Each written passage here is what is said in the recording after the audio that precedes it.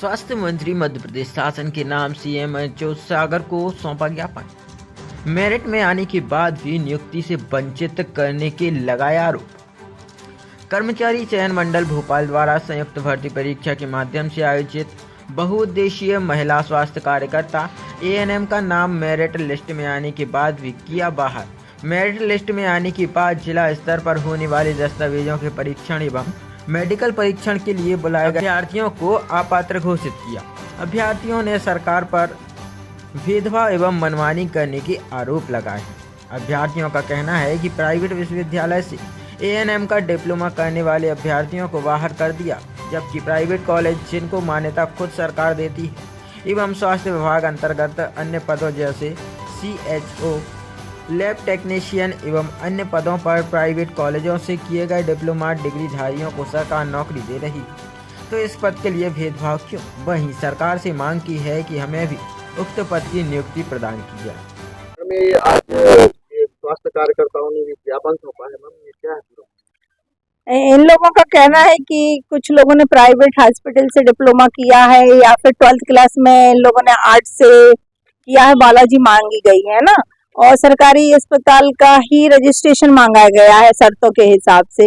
लेकिन इन लोगों ने बताया है कि हम क्वालिफाई हुए हैं, मतलब वो जो एग्जाम दिया था चयन मंडल वाला उसमें क्वालिफाई हुए हैं, तो उनकी शिकायत ये है कि हमारा सत्यापन तो किया गया है लेकिन मेडिकल नहीं बनवा रहे। तो मैं पूरी तरह से अपनी तरफ से पूरी कोशिश करूंगी, मार्गदर्शन ले रही हूँ भोपाल से हमारे उच्च अधिकारियों से, जैसे वहाँ से मुझे जो मार्गदर्शन मिलेगा मैं इनकी पूरी प्रक्रिया पूरी करवाऊंगी। स्वास्थ्य मंत्री जी के नाम ज्ञापन सौंपा है, तो आपके माध्यम से?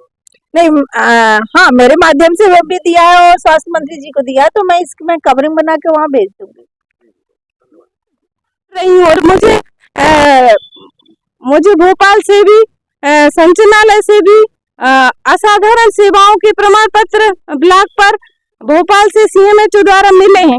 उसका मुझे कोई भी औचित्य आज समझ में नहीं आ रहा है कि मुझे इसका कोई लाभ है, और इससे अच्छा तो मैं वायु से कर लेती और सेवा नहीं देती।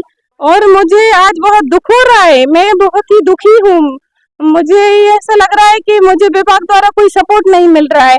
आज जो लड़कियां आज आई हैं और मैं जब 18 साल और 21 साल की ट्रेनिंग करी हूँ, मैं उसी में स्थान पे खड़ी हूँ कि जो लड़कियां आज आई हैं वो भी उसी दौड़ में दौड़ रही हैं और मैं भी मेरिट में आ गई हूँ, परंतु संविदा के लिए सरकार ने कोई भी अलग से गाइडलाइन नहीं बनाई और अलग से कोई भी विशेष फायदा नहीं दिया, और 10वीं में नॉन बायो होने के कारण मेरे सिलेक्शन को रिजेक्ट कर दिया गया। आपका भी सिलेक्शन हुआ, आपको क्या?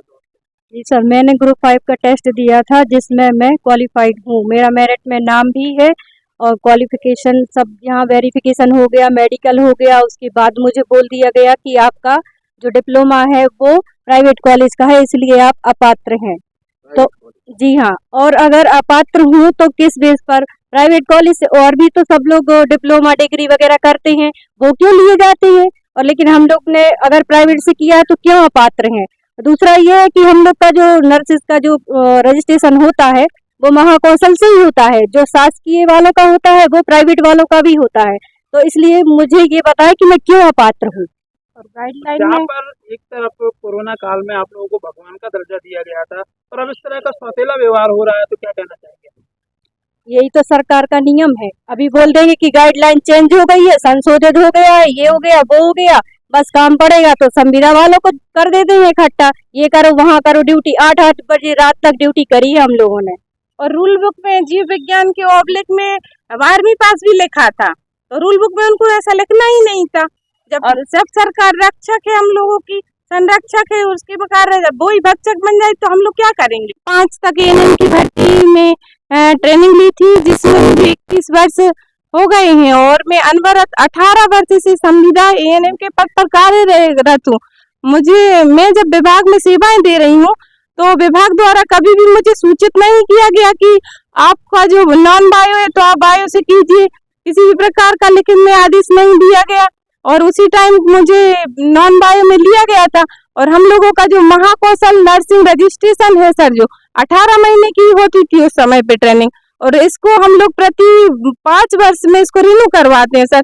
तो काउंसिल को ये हम लोगों को सूचित कर देना चाहिए कि आप लोगों का जो 18 माह का जो डिप्लोमा है, जो रिन्यू शासन नहीं कर रही है, तो सरकार को रद्द कर लेना चाहिए, इसको रिन्यू नहीं करना चाहिए। और जो शासन है, जो संविदा कर्मचारियों की इतनी हितैषी बनती है, मुझे संविदा से संबंधित किसी भी प्रकार का कोई लाभ नहीं मिला। और सरकार जो है ना, जब सर जैसे 18 वर्ष के लोगों को मान्यता दी गई, 18 महीने वाले जो पात्र है 10वीं बेस पे उनको पात्रता दी गई है, उसी प्रकार से हमें भी अन्य सब्जेक्ट वालों को पात्रता दी जाए और प्राइवेट कॉलेजों को भी पात्रता दी जाए। और जब ट्रेनिंग में नॉन बायो के लिए लिया जाता है, तो पोस्टिंग में भी नॉन बायो को प्रेफरेंस देना चाहिए। आप लोग क्या चाहते हैं? हम ये लोग हमें यही नियुक्ति पत्र मिले सर। अगर आपकी मांगों को अनसुना किया जाता तो आगे का क्या कदम रहेगा? सर हम मुख्यमंत्री से भी मिलेंगे, हम अपने संचालनालय भी जाएंगे और हम कोर्ट भी जाएंगे।